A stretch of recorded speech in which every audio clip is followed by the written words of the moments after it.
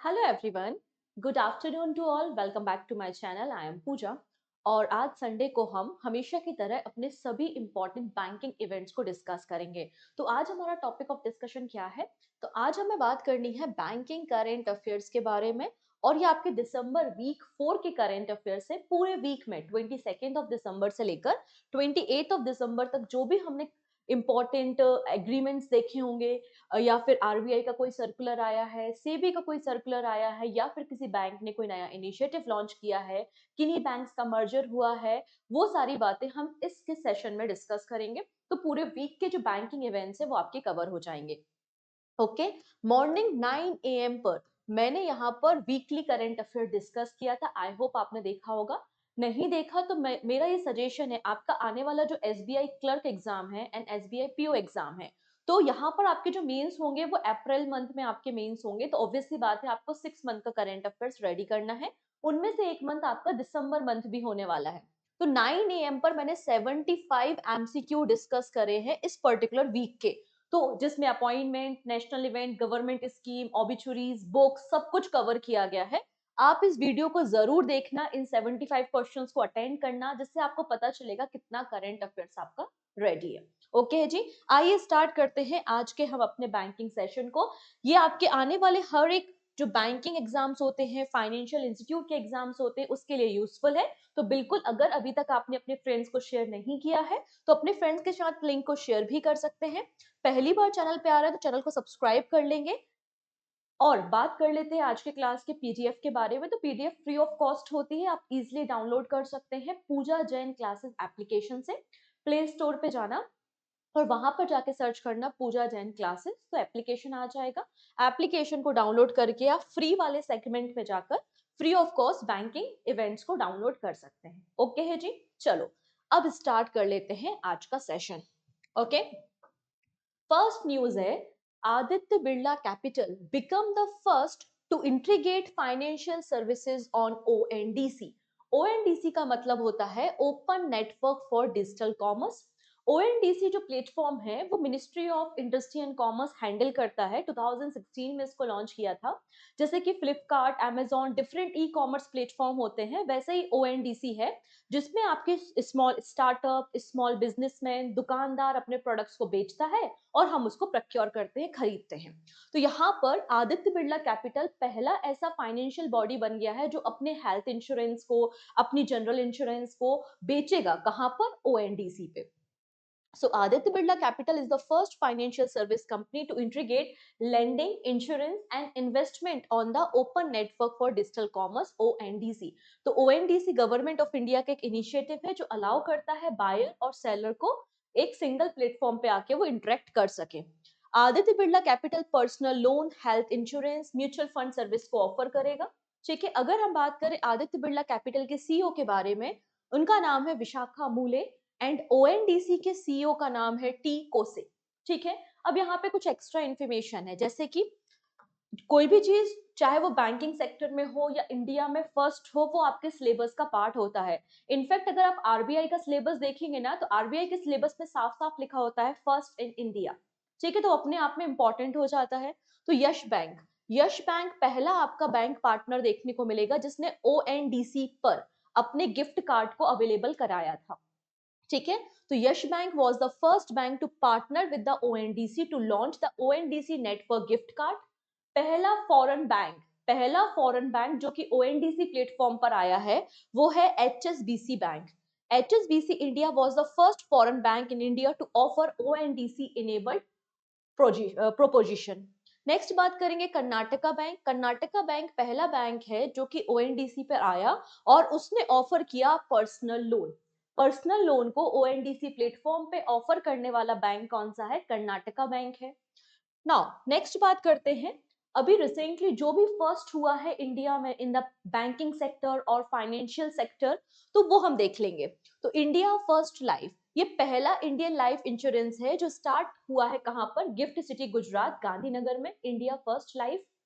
Next है Hitachi payment service, India का पहला Android based cash recycling machine है जिसमें आप पैसे को डिपॉजिट भी कर सकते हो और पैसे को क्रेडिट भी कर सकते हो। राइट। तो हिताची पेमेंट सर्विस इंडिया का पहला Android based cash recycling machines को बना रहा है।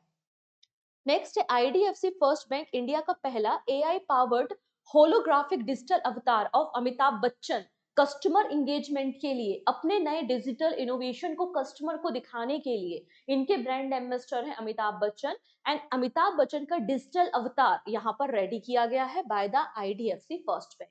ये कुछ इनिशिएटिव है जो first in India, first in banking sector आपको देखने को मिल रहे हैं।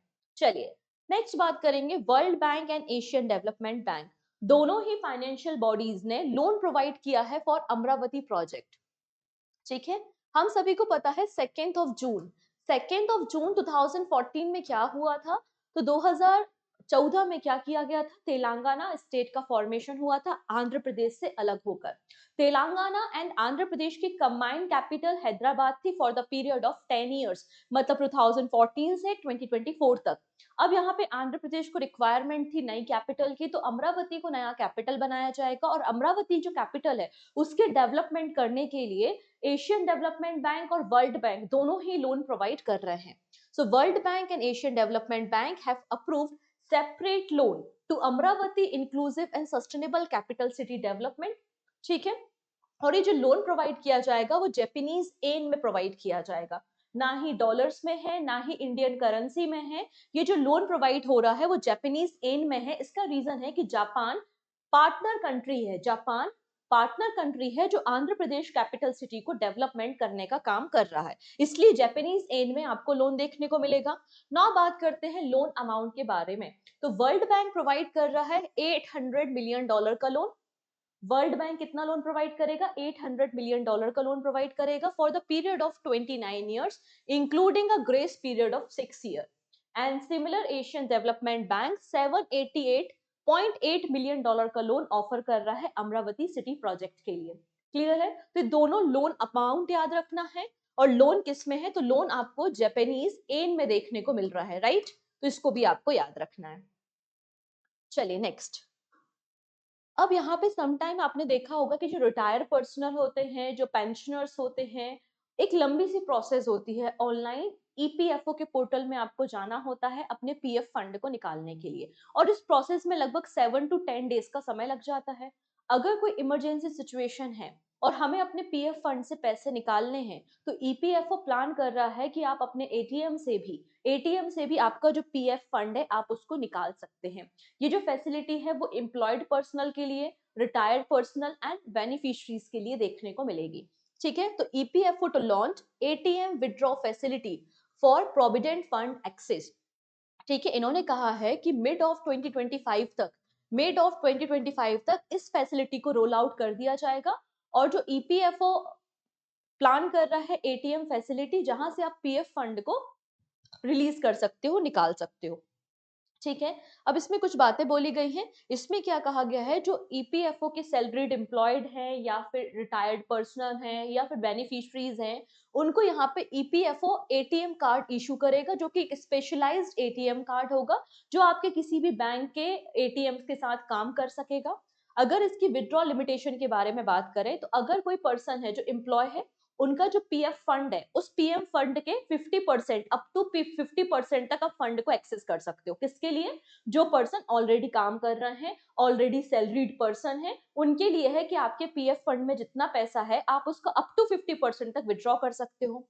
अगर हम बात करें रिटायर पर्सन के लिए, तो रिटायर पर्सन के लिए है कि आप अप टू, यहाँ पे आपका जो भी पीएफ बैलेंस है, अगर आपकी एज 55 ईयर्स हो चुकी है तो आप निकाल सकते हैं, और अप टू 90% तक आप पोस्ट रिटायरमेंट भी फंड को निकाल सकते हैं। और बेनिफिशियरीज को भी 7 लाख रुपीज तक का इंश्योरेंस क्लेम यहाँ पर आप एटीएम से कवर कर सकते हो। क्लियर है, ये बात यहाँ पर मेंशन की गई है, जिससे ये जो मैनुअल इंटरवेंशन है, फिजिकल अपीयरेंस की रिक्वायरमेंट होती है, वो सब मिनिमाइज हो जाएगा आपका पेपर वर्क। चलिए नेक्स्ट। अब यहाँ से कई सारे इंपॉर्टेंट पॉइंट्स आपको देखने को मिलेंगे। हो सके तो आप कॉपी पेन में मतलब रिटर्न कर लो, रिटर्न डॉक्यूमेंट रेडी कर लो, अदरवाइज पीडीएफ से भी आप इसको पढ़ सकते हो। हम बात कर रहे हैं 55th नंबर के जीएसटी काउंसिल की मीटिंग के बारे में। रिसेंटली 55th नंबर की जीएसटी काउंसिल की मीटिंग जैसलमेर में हुई थी, और जीएसटी काउंसिल की जो मीटिंग होती है उसको हेड करती है प्राइम मिनिस्टर, मतलब निर्मला सीतारमन जी ने इसको हेड किया था। ठीक है, अब की हाईलाइट क्या थे। सबसे पहली बात, यहाँ पर group of minister group of minister एक फॉर्मेशन किया जाना था, जो बताने वाले थे कि हमारे जो हेल्थ इंश्योरेंस कवरेज है उसमें आपका जीएसटी एग्जम्पशन होना चाहिए। फर्दर इस गाइडलाइन को एक्सटेंड कर दिया है, मतलब कमिटी की जो रिकमेंडेशन है उसको एक्सटेंड कर दिया गया है, लेकिन कुछ रिलीफ दी गई है। रिलीफ क्या किया कहा गया है, जो सीनियर सिटीजन होते हैं हमारे देश में, वो सभी लोग जिनकी एज 60+ है वो सीनियर सिटीजन कहलाते हैं। तो सीनियर सिटीजन जो हेल्थ इंश्योरेंस लेते हैं उसमें जीएसटी एग्जम्पशन है, जीएसटी नहीं लगेगा। और यहाँ पे जो नॉर्मल पब्लिक होती है, जैसे कि मैं हूँ, आप है, और हम इंश्योरेंस लेते हैं, तो अप टू 5 लाख रुपीज तक जीएसटी में एग्जम्पशन है। अगर 5 लाख से ऊपर का इंश्योरेंस है तो आपको जीएसटी पे करना पड़ेगा। ठीक है। इसके अलावा इसमें मेंशन किया गया है कि जो जीन थेरेपी होती है उससे भी जीएसटी को एग्जम्प्ट किया गया है। ठीक है। तो ये बातें यहाँ पर मेंशन की गई हैं। अगर 5 लाख के ऊपर आपका इंश्योरेंस है तो आपको 18% जीएसटी देना पड़ेगा, एंड जीन थेरेपी में आपको जीएसटी एग्जम्प्ट देखने को मिलेगा। ये बात यहाँ पर मेंशन की गई है। चलिए नेक्स्ट बात कर लेते हैं। नेक्स्ट इन्होंने मेंशन किया है हमारी यूज्ड कार, जो हमारी सेकेंड हैंड कार होती हैं, ईवी व्हीकल्स होते हैं सेकेंड हैंड, उनके लिए बात की गई है कि एक यूनिफॉर्मिटी आनी चाहिए। हमारे देश में हमारा टारगेट है कि हम इलेक्ट्रिकल व्हीकल को प्रमोट करें। ठीक है। इलेक्ट्रिकल व्हीकल को प्रमोट करें, इसलिए इसमें क्या कहा गया है कि जो न्यू ईवी है, न्यू ईवीज अगर आप बाय करते हैं तो इसमें जो उसके लिए जीएसटी जितना है उतना ही आपको यूज्ड कार के लिए भी देना होगा। तो यूज्ड कार के लिए बोला गया है कि पहले जीएसटी आपका कितना था, 12%, अब आपको जीएसटी 18% देना पड़ेगा। और ये केवल और केवल कार बिजनेस के लिए है, प्राइवेट इंडिविजुअल के लिए ये रेट आपको देखने को नहीं मिलेंगे। नेक्स्ट बात करते हैं यहाँ पे पॉपकॉर्न्स के बारे में, जो काफी ज्यादा न्यूज में है। क्या कहा गया है यहाँ पर, जो कैरमलाइज्ड पॉपकॉर्न होते हैं उस पे जीएसटी को कितना कर दिया है, 18% जीएसटी कर दिया गया है। इसके अलावा आपके जो नॉर्मल सॉल्टी स्पाइसी पॉपकॉर्न होते हैं और without label, without branding, without packaging आपको अवेलेबल होते हैं, उस पे 5% जीएसटी लगेगा। अगर with branding, with packaging available है तो 12% जीएसटी आपको देखने को मिलेगा। ये बात यहाँ पर मेंशन की गई है। नेक्स्ट क्या बोला है, जो आपके ई कॉमर्स या फिर फूड डिलीवरी प्लेटफॉर्म्स हैं, जैसे कि स्विगी है, जोमेटो है, तो उसमें अभी जो डिलीवरी प्लेटफॉर्म पे चार्जेस लगते हैं, टैक्स लगते हैं, वो 18% है।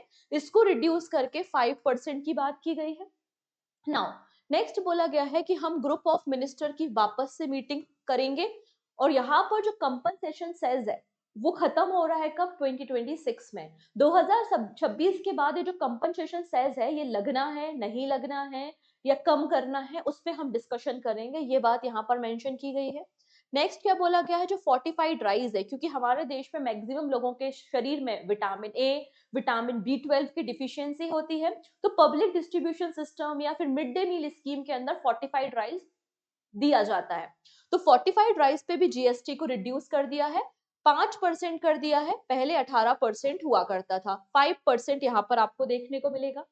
नेक्स्ट, हमारे जो पेमेंट एग्रीगेटर होते हैं, तो पेमेंट एग्रीगेटर्स को कहा है अगर आप 2000 रुपए से कम, लेस देन 2000 रुपीज के ट्रांजेक्शन होते हैं, तो इस पे कोई भी हैंडलिंग चार्जेस या फिर जीएसटी नहीं लगेगा, जीएसटी एग्जम्पशन है। लेकिन अगर 2000 रुपए से ज्यादा ऊपर की ट्रांजेक्शन है तो जीएसटी लगेगा, कंपनीज के लिए है, ना कि इंडिविजुअल के लिए। ठीक है। ये सारी बातें, ये सभी फैसले अभी 55th नंबर के जीएसटी काउंसिल की मीटिंग में कहे गए। अब जीएसटी काउंसिल के बारे में इंफॉर्मेशन आर्टिकल नंबर 279 ए में मिलती है। मतलब जीएसटी काउंसिल एक कॉन्स्टिट्यूशनल बॉडी है, जिसमें फाइनेंस मिनिस्टर के अलावा हर एक स्टेट के भी फाइनेंस मिनिस्टर इसमें शामिल होते हैं। क्लियर है इतनी चीजें। चलिए, अब एक रिपोर्ट आई है उस पर भी हम डिस्कशन करेंगे। Hurun India top 200 self made entrepreneurs of the millennia 2024। Actually ये जो रिपोर्ट है वो Hurun India and IDFC first bank, IDFC first bank ने इसको पब्लिश किया है। इसमें हमारे देश के जो टॉप 200 बिजनेसमैन हैं या जो कि फाउंडर हैं स्टार्टअप्स के, उनकी रैंकिंग की गई है कि सबसे सक्सेसफुल एंटरप्रेन्योर या फिर बिजनेसमैन हमारे देश में कौन से हैं। ठीक है इतनी चीजें। तो टॉप पर आपको मिल रहे हैं राधा कृष्ण दमानी। राधा कृष्ण दमानी आपको देखने को मिल जाएंगे, जो कि अवेन्यू सुपरस्टार के फाउंडर हैं, और इनका जो पोजीशन है वो टॉप नंबर पे। इनकी टोटल बर्थ कितनी है, 3.4 लाख करोड़ रुपीस आपको देखने को मिलेगी। तो फर्स्ट नंबर पे आप देख सकते हैं राधा कृष्ण दमानी है, अवेन्यू सुपरमार्ट। सेकेंड नंबर पे आपको दीपेंद्र गोयल देखने को मिलेंगे। दीपेंद्र गोयल फाउंडर है जोमेटो के। थर्ड नंबर पे आपको श्रीहर्ष मेजिस्ट्री एंड नंदन रेड्डी देखने को मिलेंगे, स्विगी के सीईओ। तो ये आपके टॉप 3 पर्सन देखने को मिल जाएंगे। ओके, टॉप 3 के बाद अब यहाँ पे इस लिस्ट में टॉप 200 एंटरप्रेन्योर्स को शामिल किया गया है। जो यंगेस्ट है वो 21 ईयर्स के हैं और जो ओल्डेस्ट हैं वो 81 ईयर्स के हैं। तो इतने ज्यादा गैप का रिपोर्ट पब्लिश किया गया है। इसमें मेंशन किया गया कि हमारे देश के जो यंगेस्ट एंटरप्रेन्योर है वो है केवल बोहरा, जिनकी एज केवल 21 ईयर्स है और ये फाउंडर है जेप्टो के। जेप्टो एक ग्रोसरी डिलीवरी सर्विस आपको देखने को मिल जाएगी। नेक्स्ट बात करेंगे गजल अलग के बारे में, जो कि मामा अर्थ की फाउंडर है। तो गजल अलग जो है वो 36 ईयर्स की है और youngest self made women entrepreneur देखने को मिल जाएंगी इस लिस्ट में। तो यहाँ पर आप टॉप 3 यंगेस्ट और top 3 oldest self made entrepreneurs को देख सकते हैं। तो यंगेस्ट में कौन है? केवल बोहरा, जेप्टो। आदित्य पलीचा, ये आपके सीईओ हैं जेप्टो के। फिर शाश्वत नखरानी भारत पे के सीईओ है, ठीक है। ओल्डेस्ट में अगर देखेंगे तो अशोक शूटा हैप्पीएस्ट माइंड टेक्नोलॉजी में है। फिर नरेश त्रेहान एंड कीर्ति मेहता आपको देखने को मिल जाएंगे, ठीक है। चलिए, अब यहाँ पर एक और रिपोर्ट पब्लिश की गई है और ये आपकी फोर्ब्स की है, ठीक है।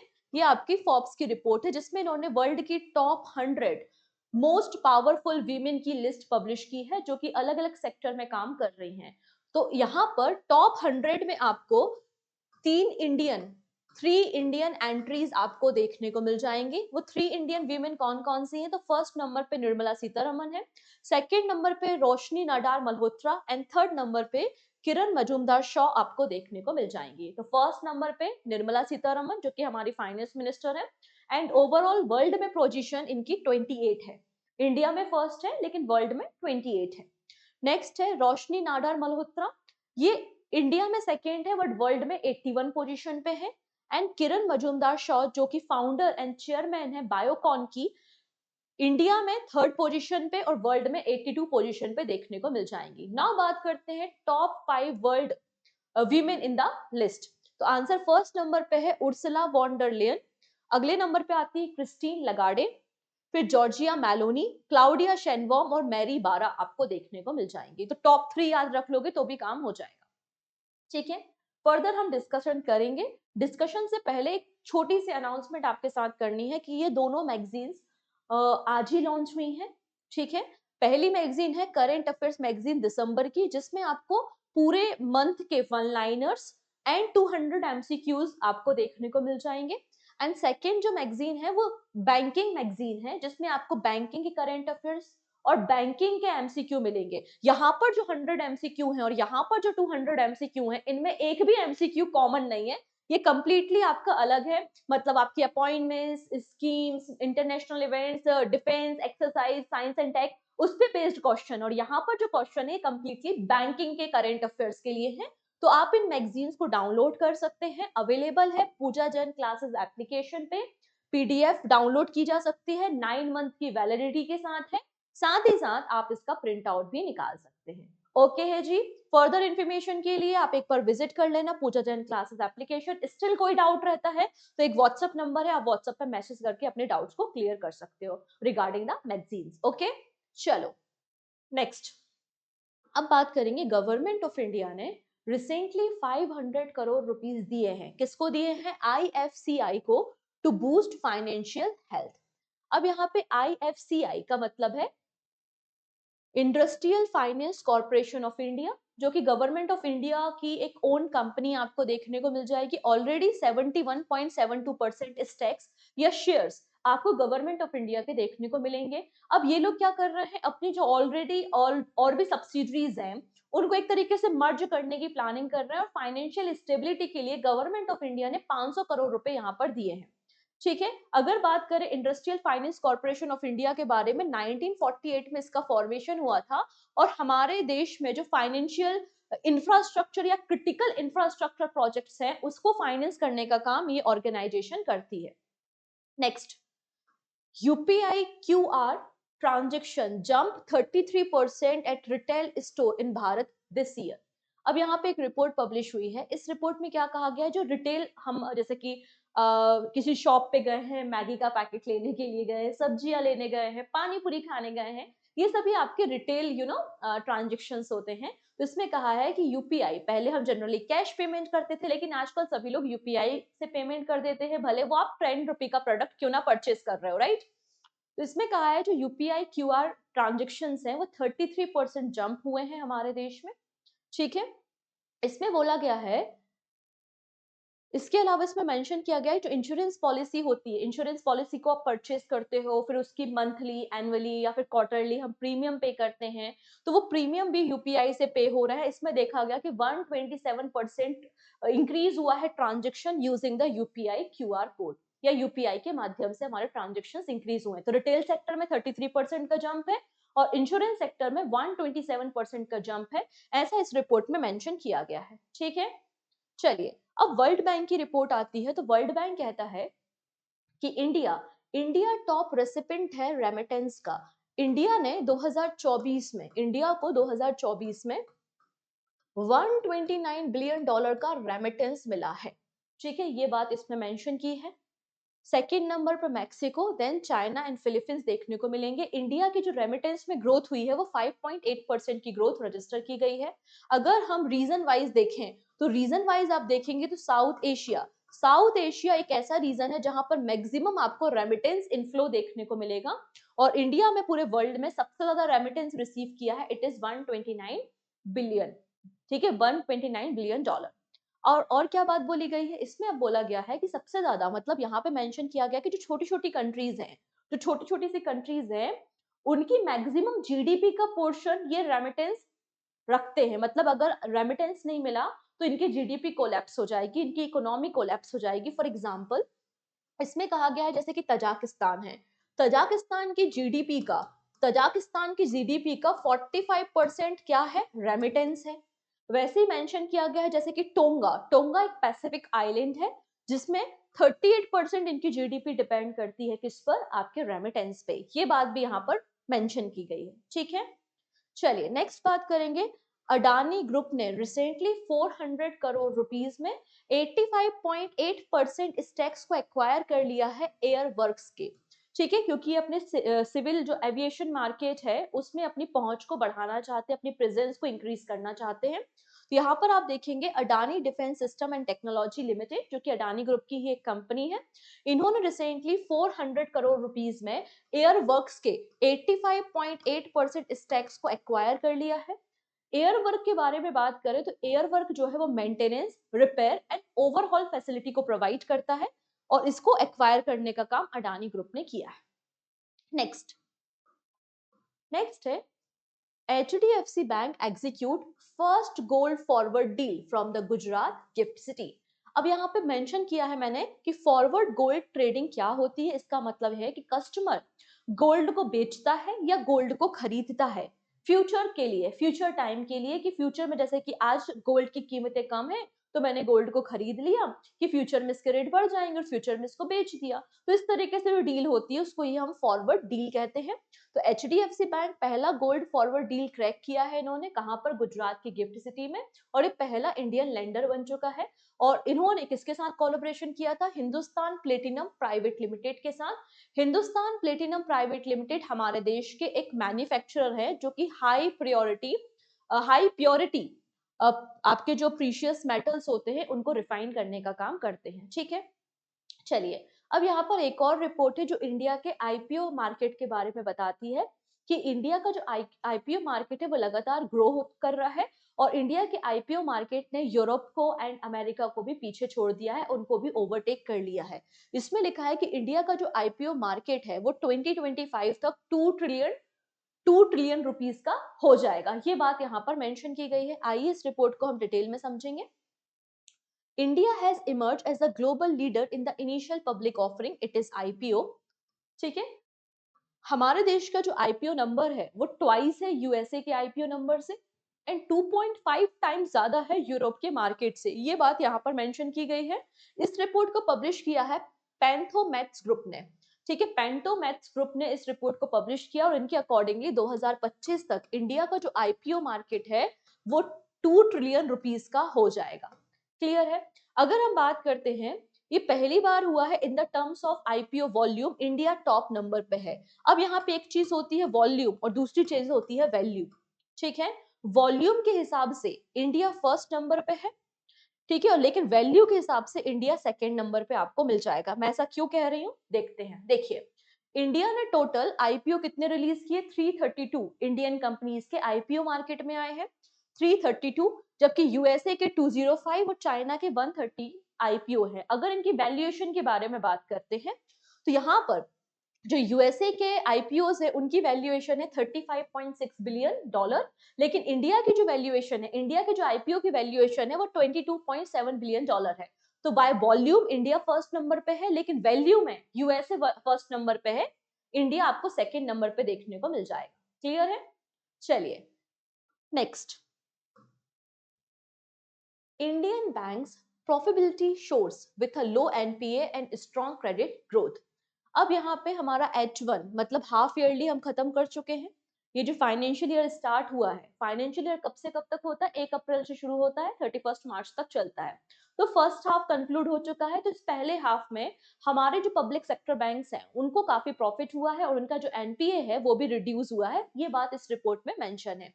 तो इंडिया के जो पब्लिक सेक्टर बैंक्स हैं उनको स्ट्रॉन्ग प्रॉफिट हुआ है, और हमारा जो प्रॉफिट है H1 मतलब फर्स्ट हाफ में 24-25 के पहले हाफ में हमारा जो प्रॉफिट है वो 25% इंक्रीज हुआ है, और हमारे जो पब्लिक सेक्टर बैंक्स हैं उनको 85,520 करोड़ रुपीस का प्रॉफिट आपको देखने को मिल जाएगा। इतना ही नहीं, इन्होंने मेंशन किया है कि 2018 में हमारे जो पब्लिक सेक्टर बैंक्स हैं उनका एनपीए 14.58% था, लेकिन हमारे देश में जो नॉन परफॉर्मिंग असेट्स है, जो एनपीए है वो भी रिड्यूस हो रहा है, और हमारे जो बैंक्स हैं उनका सितंबर 2024 में एनपीए कितना है, 3.12% आपको देखने को मिल जाएगा। ठीक है, नेक्स्ट नेक्स्ट इसमें मेंशन किया गया है capital to risk asset ratio. अब यहाँ पे आरबीआई की गाइडलाइंस कहती हैं, रिजर्व बैंक ऑफ इंडिया की गाइडलाइंस कहती है कि हमारे जो बैंक्स होते हैं उनको मिनिमम CRAR मतलब जो capital to risk asset ratio है वो 11.5 मेंटेन करना मैंडेटरी होता है, इतना इनको मेंटेन करना पड़ता है।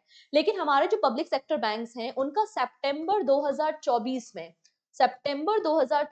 में जो capital to risk asset ratio है वो 15.43% है, मतलब हम आरबीआई की गाइडलाइन से भी ऊपर है, जो कि एक बहुत अच्छी बात है। ठीक है, ये सभी बातें इस रिपोर्ट में मेंशन की गई हैं। नाउ बात करते हैं फ्री एआई के बारे में। फ्री एआई का फुल फॉर्म क्या होता है? फ्री का मतलब है framework for responsible and ethical enablement of artificial intelligence. It is a free AI. अब यहाँ पे आरबीआई चाहता है कि ये जो एआई टेक्नोलॉजी है, जो आर्टिफिशियल इंटेलिजेंस की आज हम बात करते हैं, ये हमारे बैंकिंग सेक्टर में भी लाई जाए, हमारे कोर बैंकिंग सिस्टम का पार्ट हो। लेकिन इसके क्या क्या एडवांसमेंट हो सकते हैं, कहाँ कहाँ पे हम इसको यूज कर सकते हैं और कहाँ कहाँ पर ये रिस्की है, तो उसकी पूरी जानकारी होनी चाहिए। इसलिए आरबीआई ने एक 8 मेंबर्स की कमेटी बनाई है। ठीक है, 8 मेंबर की कमेटी बनाई है और उस कमेटी को हेड कर रहे हैं डॉक्टर पुष्पक भट्टाचार्य, जो कि फ्री एआई पर रिसर्च करेंगे और इसकी रिपोर्ट बहुत जल्दी सबमिट करेंगे। चलिए next, BPCL to build India's last greenfield refinery and petchem project in the Andhra Pradesh. अब यहाँ पे जो भारत पेट्रोलियम कॉर्पोरेशन लिमिटेड है, इन्होंने कहा है कि हमने डिसाइड किया है कि हम आंध्र प्रदेश में 6100 करोड़ रुपीस का इन्वेस्टमेंट करेंगे और अपना लास्ट ग्रीनफील्ड रिफाइनरी प्रोजेक्ट को कंस्ट्रक्ट करेंगे। तो Andhra Pradesh to set up a new oil refinery cum petrochemical complex. ठीक है, ये जो रिफाइनरी होगी ये 9 million ton, at least 9 million ton per day ये रिफाइन करने का काम करेगी ऑयल्स को। बीपीसीएल जो है इंडिया का तीसरे नंबर का लार्जेस्ट ऑयल रिफाइनर है। सबसे पहले आपको इंडियन ऑयल कॉर्पोरेशन मिलता है, फिर रिलायंस इंडस्ट्री मिलता है, एंड थर्ड नंबर पे आपको बीपीसीएल देखने को मिलेगा। बीपीसीएल की जो रिफाइनरी है वो मुंबई में है, केरला में है, और बीना बीना मतलब मध्य प्रदेश में आपको बीपीसीएल की रिफाइनरी देखने को मिल जाएगी। चलिए नेक्स्ट है CCI approve UltraTech's 3954 crore rupees India cement डी। अब यहाँ पे अल्ट्राटेक सीमेंट के बारे में आपने सुना होगा, आदित्य बिरला ग्रुप की ही सीमेंट है अल्ट्राटेक सीमेंट। इसके अलावा साउथ इंडिया में एक सीमेंट चलती है जिसका नाम क्या है, यहाँ पर आप देख सकते हैं, ये है आपकी इंडियन सीमेंट।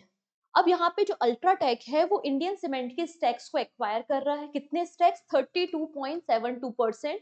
और ये डील कितने की हुई है? 3,954 करोड़ रुपीस की डील है और इसको रिसेंटली अप्रूवल दिया है कॉम्पिटिशन कमीशन ऑफ इंडिया ने। क्लियर है? डन। क्योंकि अल्ट्राटेक साउथ इंडिया में भी अपनी प्रेजेंस को इंक्रीज करना चाहता है। नेक्स्ट, अब यहाँ पे हम दो कार मेकिंग कंपनीज के बारे में बात कर रहे हैं। एक है होंडा और एक जापान की कंपनी है जिसका नाम है निशान। तो निशान और होंडा के मर्जर की बात की गई है। इनकी बोर्ड मेंबर्स की मीटिंग हुई थी और दोनों ने डिसाइड किया है कि हम अगस्त 2026 में मर्जर कर लेंगे। ये एक लैंडमार्क डील आपको देखने को मिल जाएगी आने वाले समय में। ठीक है, चलिए नेक्स्ट है। अब क्वेश्चन समझते हैं फिर इस रिपोर्ट को समझेंगे। काफी बड़ी रिपोर्ट और काफी सारा इसमें स्टैटिक पॉइंट है याद करने वाला।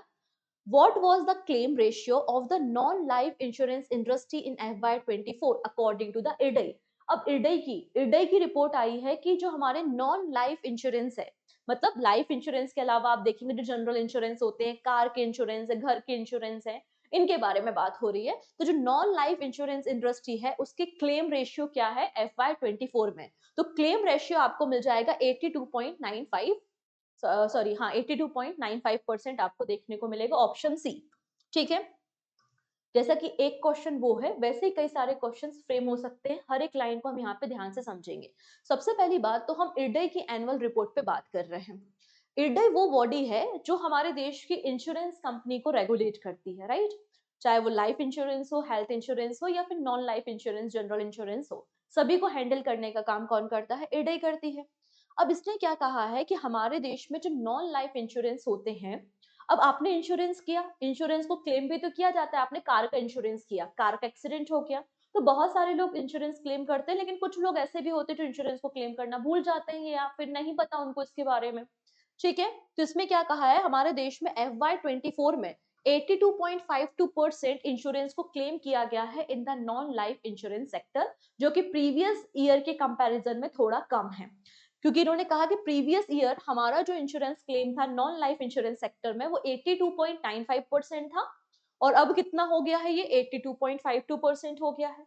पहली बात इसमें ये मेंशन की गई है। ठीक है, चलिए नेक्स्ट बात क्या बोली गई है। Insurance regulatory and development authority of India IRDAI ने कहा है during 23-24 non life insurance industry underwrote a total direct premium of 2.90 lakh crore rupees. जैसे कि आपने फॉर एग्जांपल कार का इंश्योरेंस लिया या फिर आपने घर का इंश्योरेंस लिया, अपने फार्म का, अपने ट्रैक्टर का इंश्योरेंस लिया, तो उसकी हम ईएमआई या प्रीमियम अमाउंट पे करते हैं, राइट? तो इसमें कहा है जो नॉन लाइफ इंश्योरेंस सेक्टर है उसमें जो टोटल डायरेक्ट प्रीमियम पे किया गया है वो 2.90 लाख करोड़ रुपीस का है, जो प्रीवियस ईयर के कंपैरिजन में 12.76% ज्यादा है। ठीक है, चलो नाउ बात करते हैं। अब आपके जो जनरल इंश्योरेंस आप ले रहे हो, या तो आप किसी प्राइवेट ऑर्गेनाइजेशन से जाके लोगे या फिर किसी सरकारी संस्था या पब्लिक सेक्टर बैंक से जाके आप अपने इंश्योरेंस को कराते हो। यही दो पॉसिबल कंडीशन, या तो पब्लिक होगा या तो फिर प्राइवेट होगा। तो इसमें कहा है जो पब्लिक सेक्टर का जनरल इंश्योरेंस में कंट्रीब्यूशन है वो इंक्रीज हुआ है। जनरल इंश्योरेंस का जो कंट्रीब्यूशन है, पब्लिक सेक्टर बैंक्स का जो कंट्रीब्यूशन है वो इंक्रीज हुआ है। कितना? 8.88%। ठीक है, क्या मेंशन किया गया कि पब्लिक सेक्टर का कंट्रीब्यूशन जनरल इंश्योरेंस में 8.88% इंक्रीज हुआ है and it is 90,252 crore rupees in FY24। Clear हुआ? नेक्स्ट, नेक्स्ट क्या बोला गया है, प्राइवेट सेक्टर। तो प्राइवेट सेक्टर का जो कॉन्ट्रीब्यूशन है हेल्थ इंश्योरेंस में वो आपको देखने को मिलेगा कितना, 1.88 लाख करोड़ रुपीस। अगेन ये भी इंक्रीज हुआ है। ओके है जी, चलिए नेक्स्ट बात कर लेते हैं एग्रीगेट प्रॉफिट। अब यहाँ पे जो भी संस्था है, चाहे वो प्राइवेट कंपनी है, पब्लिक कंपनी है या कोई एजेंट है, अगर आपको वो पॉलिसी बेच रहा है, ऑब्वियस सी बात है उसका कुछ ना कुछ कमीशन होगा, तभी तो वो प्रॉफिट कमाएगा, तभी तो वो आपको इंश्योरेंस पॉलिसी दे रहा है। तो यहाँ पे जो ओवरऑल प्रॉफिट हुआ है नॉन लाइफ इंश्योरेंस सेक्टर में वो 10,119 करोड़ रुपीस का आपको प्रॉफिट देखने को मिल जाएगा। जबकि 2022-23 में मतलब FY23 में लॉस में था, लेकिन अभी आप प्रॉफिट देख सकते हैं, 10,000 करोड़ रुपीस का प्रॉफिट आपको देखने को मिल जाएगा। नेक्स्ट बात करते हैं। नेक्स्ट क्या बोला गया है, during the 23-24 the aggregate net incurred claim saw the 15.39% increase to the 1.72 lakh crore rupees from the 1.49 lakh crore rupees। अब इसमें क्या बोला गया है, जो क्लेम किया जाता है, आपने जब इंश्योरेंस लिया और एग्रीगेट से क्या किया, क्लेम किया, तो जो क्लेम है वो भी इंक्रीज हुआ है, ये बात भी यहाँ पर मेंशन की गई है। ओके है जी, तो ये सभी बातें इसमें मेंशन है। नेक्स्ट और क्या बोला है देखिए, अब बात हो रही है private sector general insurance, stand alone health insurance and specialised insurance के बारे में।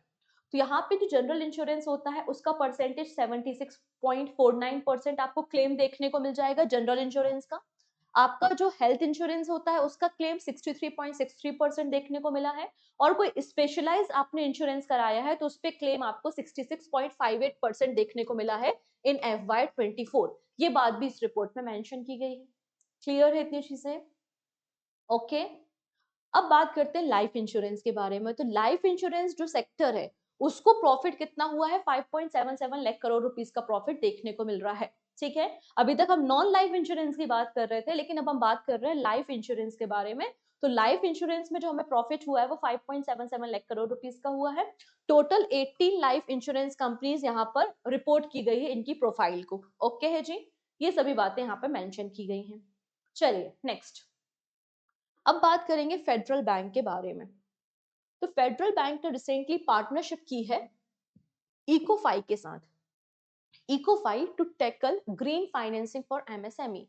इकोफाई क्या है? इकोफाई इंडिया की पहली green only NBFC non banking financial company है। इंडिया की पहली ग्रीन एनबीएफसी। ग्रीन एनबीएफसी का मतलब कि अपना जितना भी ये लोन डिस्ट्रीब्यूट करते हैं वो सभी लोन किस सेक्टर में जाएगा? आपका मैक्सिमम लोन जाएगा ग्रीन में, एनर्जी में, एनवायरमेंट में, रिन्यूएबल एनर्जी इंफ्रास्ट्रक्चर में, एटसेट्रा। ठीक है, तो इंडिया की पहली ग्रीन एनबीएफसी है इकोफाई। ठीक है, supported by the ever source capital, और इन्होंने रिसेंटली फेडरल बैंक के साथ कोलैबोरेशन किया है और दोनों मिलकर एमएसएमई सेक्टर को बूस्ट करेंगे और एमएसएमई सेक्टर के जो कमर्शियल रूफटॉप सोलर इंस्टॉलेशन है उसको सपोर्ट करने का काम करेंगे। ठीक है, इसमें कहा है कि एमएसएमई को जो लोन देंगे उसका 20% आप देखोगे तो आपको रूफटॉप सोलर पैनल इंस्टॉलेशन में जाएगा। इसमें कहा गया है the programme aim to finance 3600 kilowatt of rooftop solar installation annually. इनका टारगेट है 3600 किलोवाट रूफटॉप सोलर इंस्टॉलेशन करना है। सोलर इंस्टॉलेशन से क्या होगा? आपका कार्बन डाइऑक्साइड एमिशन कम होगा and 2500 ton carbon dioxide emission per year हमें रिड्यूस करना है। नाउ बात करेंगे फेडरल बैंक के बारे में। फेडरल बैंक का फॉर्मेशन 1931 में हुआ था। कोची केरला में इसका हेड ऑफिस है। केवीएस मनियन आपको एमडी एंड सीईओ देखने को मिल जाएंगे।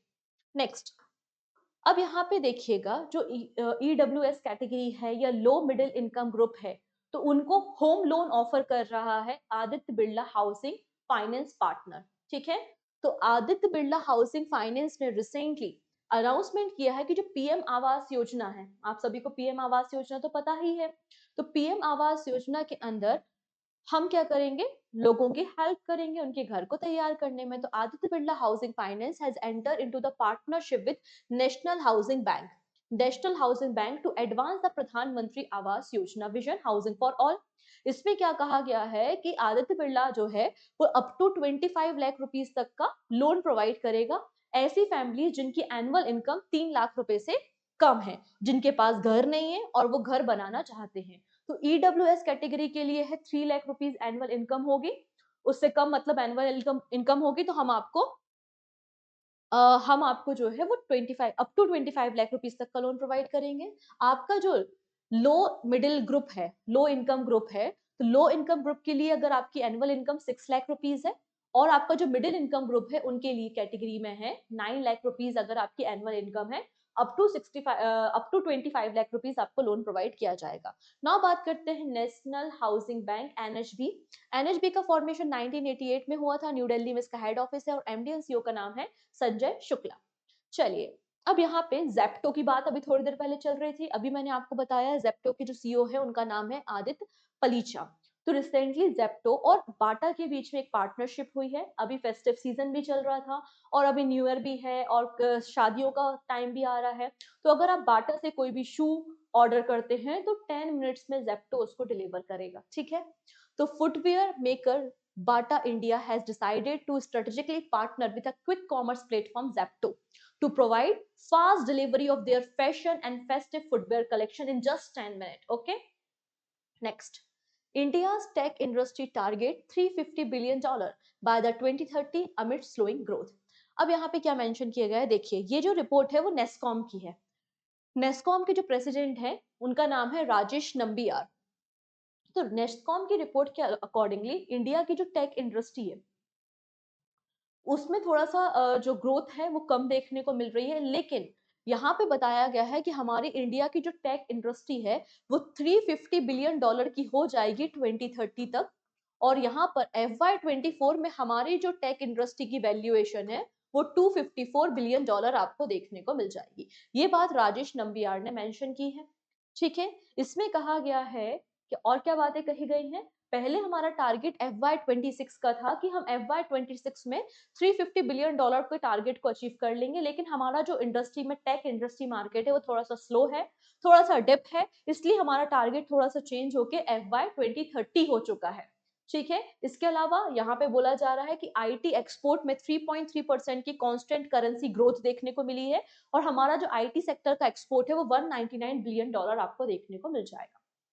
चलिए, अब यहाँ पे देखिएगा पूनावाला फिनकॉर्प, इन्होंने एक एआई एचआर हायर किया है, मतलब एआई बेस्ड एचआर इनके पास है। आपकी जो रिक्रूटमेंट प्रोसेस होती है, इंटरव्यू है, शॉर्टलिस्टिंग है, क्वेश्चन आंसर्स हैं, एवरीथिंग ये एचआर करेगी, जो कि आर्टिफिशियल इंटेलिजेंस, ये एआई बेस्ड एचआर है। तो Poonawalla Fincorp, a non banking financial company under the Cyrus Poonawalla group, announce its adoption of artificial intelligence in human resource HR process to manage risk and improve hiring accuracy, जिससे क्या होगा, आपकी जो job finalise होने में 10 days से ज्यादा समय लग जाता है, तो एक ही दिन में ये प्रोसेस फास्ट हो जाएगी। इससे आपका ऑपरेशनल कॉस्ट भी 90% तक रिड्यूस हो जाएगा। अब इसके लिए इन्होंने आईआईटी बॉम्बे के साथ पार्टनरशिप की है और आईआईटी बॉम्बे इस एचआर को रेडी करेगा।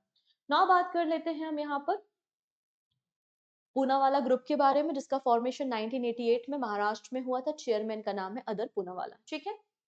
चलिए, अब यहाँ पे सुप्रीम कोर्ट का एक फैसला आया है हमारे क्रेडिट कार्ड को लेकर। जब हम क्रेडिट कार्ड लेते हैं और हमने कोई शॉपिंग कर ली, तो क्रेडिट कार्ड की लिमिट तक आप शॉपिंग कर सकते हो, लेकिन आपने जो भी खरीदा है, जितने भी अमाउंट की आपने परचेजिंग की है, आपको वो रिफंड भी करना पड़ता है।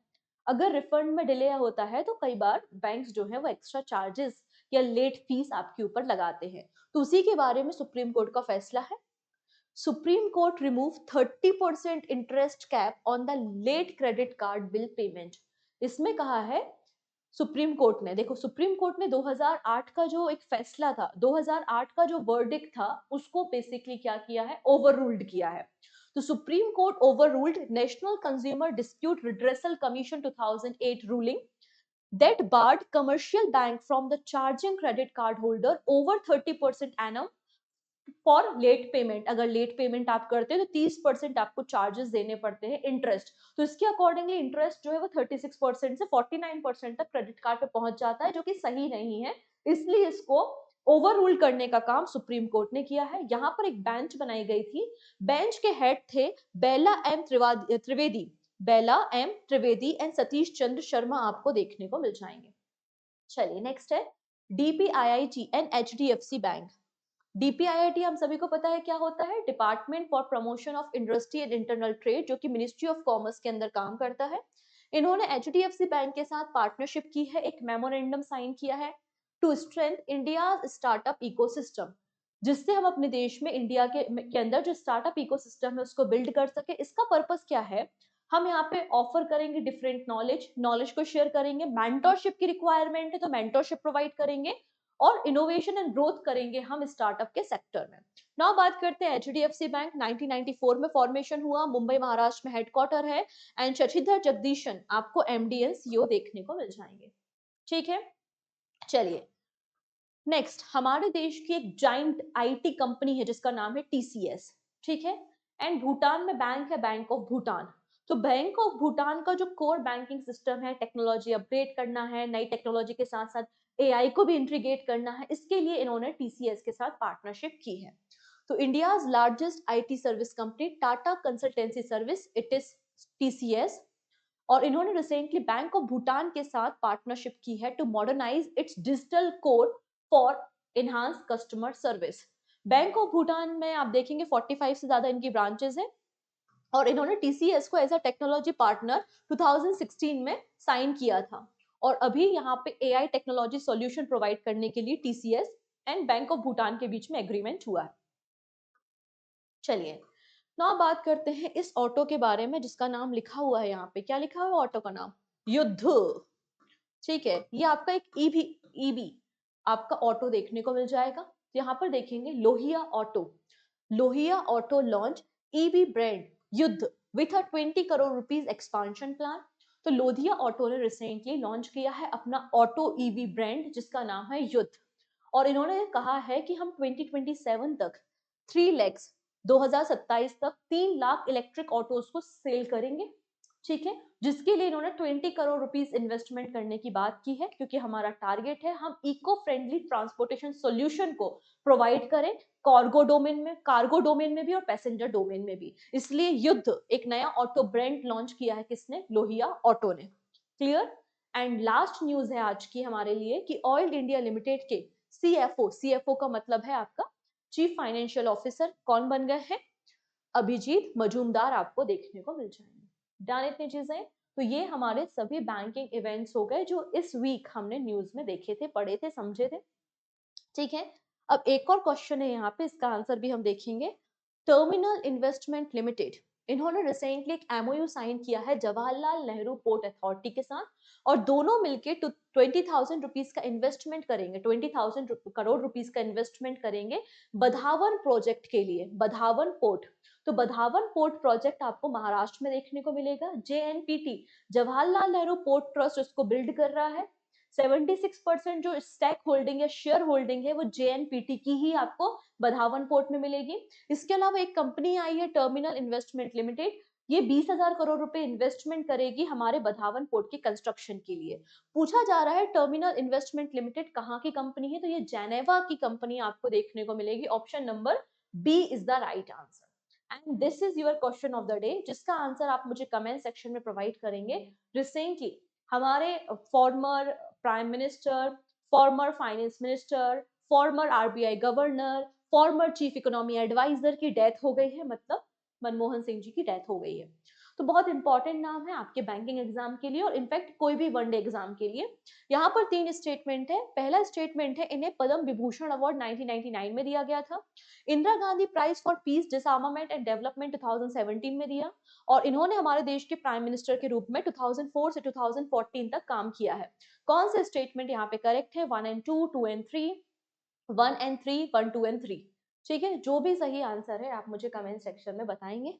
आई होप आपको अच्छा लगा होगा आज का वीडियो। अगर अच्छा लगा है तो प्लीज इसको शेयर कर लेंगे, पहली बार आए तो सब्सक्राइब कर लेंगे, और यस, पीडीएफ के लिए एप्लीकेशन को विजिट कर लेना, मैगजीन के लिए भी एप्लीकेशन को विजिट कर लेना। यकीन मानिए अभी जो एनआईएसीएल के पेपर हुए थे उसमें सभी क्वेश्चंस वही आए हैं जो हमने अपने डेली करंट अफेयर्स में या वीकली करंट अफेयर्स में डिस्कस किए हैं। आप चाहो तो पेपर उठा के देख सकते हो। तो आने वाले SBI PO exam, SBI clerk exam के लिए ये जो सेशंस है वो बहुत यूजफुल है। तो आपको ये मैगजीन काफी ज्यादा बेनिफिशियल होंगी, क्योंकि एक ही जगह पे आपको 100 क्वेश्चन भी मिल गए, बैंकिंग न्यूज भी मिल गई, तो आपको पढ़ना और भी ज्यादा आसान हो जाएगा। ओके है जी, take care and bye bye.